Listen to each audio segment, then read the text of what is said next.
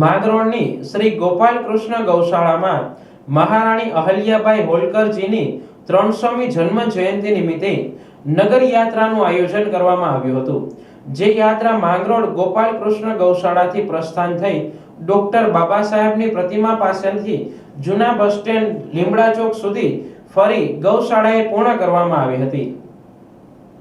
આ યાત્રામાં માંગરોળ ધારાસભ્ય ભગવાનજીભાઈ કરગઠિયા, કેશોદ ધારાસભ્ય દેવાભાઈ માલમ, જિલ્લા પંચાયત આરોગ્ય ચેરમેન સોમનાથભાઈ વાસણ, તાલુકા પંચાયત પ્રમુખ ભાવેશ ડાભી, ભાજપ શહેર પ્રમુખ લીનેશ સોમૈયા, તાલુકા પ્રમુખ અર્જણ આંત્રોલિયા સહિતના આગેવાનો, કાર્યકર્તાઓ અને મહિલાઓ મોટી સંખ્યામાં હાજર રહ્યા હતા। સનાતન ધર્મના રક્ષક મહાન વીરાંગના લોકમાતા અહલ્યાદેવી હોલકરજીની આજે 300મી જન્મ જયંતિ નિમિત્તે માંગરોળ શહેર તેમજ તાલુકા ભાજપ દ્વારા નગર યાત્રાનું આયોજન કરવામાં આવેલ।